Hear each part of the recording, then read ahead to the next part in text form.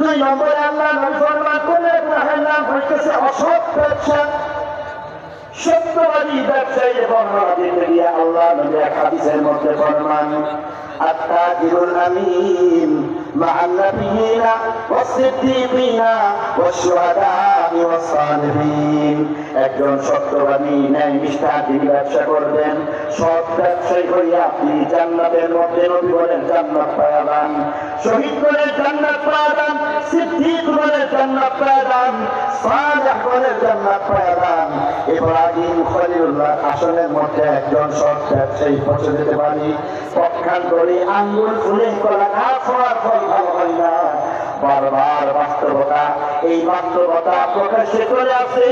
যারা এমন ভাবে ঠকানোর কারবার করবে, মিথ্যার কারবার করবে, মানুষকে ঠকাইবার কারবার করবে, ওজনে কম দেওয়ার কারবার করবে, ভেদাল কারবার করবে, সিন্ডিকেট বাণিজ্য করবে, আল্লাহ ফরমান এমন সমাজের মধ্যে বিপদ আর বিপদ, কমপক্ষে তিনটা বিপদ চলে আসবে।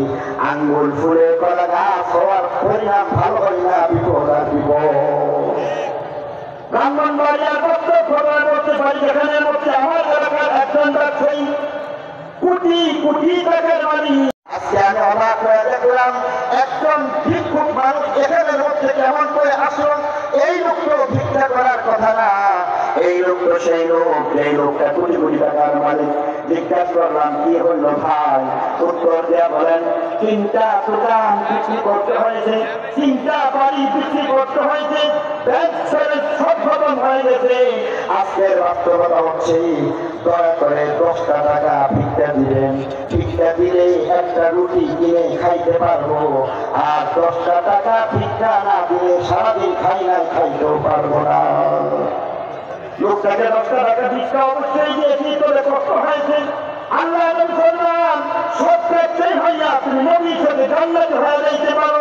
পক্ষান্তরে ওজনে কম দেওয়ার বাণিজ্য করবা, সিন্ডিকেট বাণিজ্য করবা, মানুষকে ঠকাইবার কারবার করবা, দোকান ব্যবসা করবা, মানুষকে এমন ভাবে মিথ্যার কারবার করবা, ওজনের মধ্যে কম দেওয়ার বাণিজ্য করবা, ভেদাল কারবার করবা।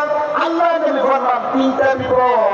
1 নম্বরে বলা হয়েছে ইল্লা উখিদু বিসিনিন, 2 নম্বর শিদ্দাতুল মাউনা, 3 নম্বর দাউলিস সুলতান আলাইহিম। আল্লাহ নবী বললাম 1 নম্বর বিপদের নাম অভাব। সমাজের মধ্যে অভাব লাগবে। ব্যবসায়ী তুমি নিজের পেটে লাথি দিলা না, জনগণের পেটেও লাথি দিলা। আজকের বাস্তবতা হচ্ছে দেশের মধ্যে চাপা অভাব, দুর্ভিক্ষ চলতেছে, সত্যি না বলে আপনারা ভালো জানবেন। আমি আশা করি এই বিষয়ে একমত হবেন। আমরা দেখেছি বাড়ির সামনে আঙ্গিনার মধ্যে, যেখানে মধ্যে মানুষ রসুন চাষ করেছে, পেঁয়াজ চাষ করেছে, মরিচ চাষ করেছে, আদা চাষ করেছে, সারা বছর খেয়েছে, সারা বছর খাওয়া দাওয়া করে মাঝে মধ্যে বিক্রি করেছে। শীতকাল আসার আগে আগে ভোটটা বরাবরি করতে শুরু করেছে। তাড়াতাড়ি পেঁয়াজ বিক্রি করো, না হয় সেখানের মধ্যে বীজ ঘেরা বেরোবে, দাম শেষ হয়ে যাবে, দাম পাওয়া যাবে না, তাড়াতাড়ি বিক্রি করো। এবং পেঁয়াজের কোনো অভাব ছিল না। আর আজকে আমরা নবী কোনো সত্য হয়ে গেছে, বাংলাদেশের অভাব এমন হয়ে গেছে আজকে 3 মাস থেকে না থেকে ইন্ডিয়া চাইনা থেকে পেঁয়াজ আমদানি করতে হয়। ঠিক ছিল বলে আজকে বাস্তবতা হচ্ছে ইন্ডিয়া থেকে পেঁয়াজ আমদানি করা হচ্ছে। অভাবের বাস্তবতা হচ্ছে আজকে লক্ষ টাকা বিদেশ থেকে ভাই পাঠাইলো, ছেলে পাঠাইলো, ব্যাংক থেকে জানাই দেওয়া হলো একদিনে তোমাকে সকল টাকা দেওয়া যাবে না, লক্ষ টাকার জন্য 10 দিন অপেক্ষা করতে হবে। এক চেকের মধ্যে 10,000 করে হিসাব করলে দেখা যায় লক্ষ টাকার জন্য 10 দিন অপেক্ষা করতে হচ্ছে।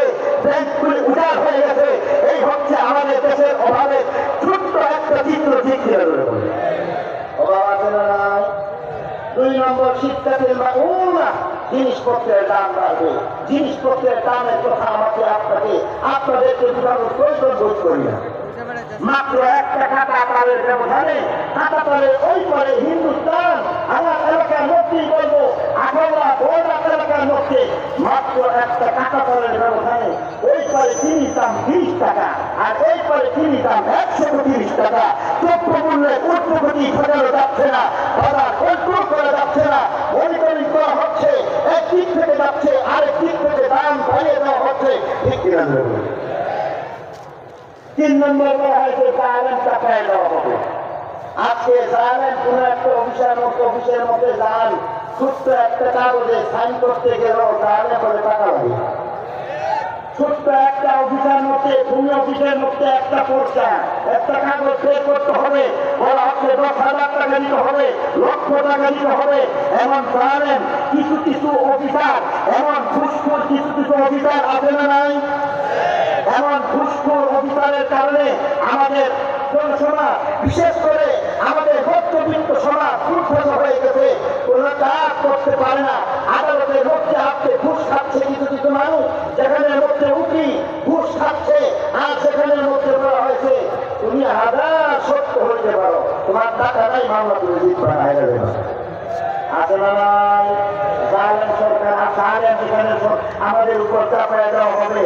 আল্লাহ নবী 3টা কথা, যদি ব্যবসায়ী অসভ্য আদায় অভাব রাখবে, 2 নম্বর দ্রব্যমূল্যের ঊর্ধ্বগতি, 3 নম্বর যেখানে মধ্যে জালেম চাপায় দেওয়া হবে, এই 3টা বিষয় আজকে বাস্তবতা। ঠিক কিনা?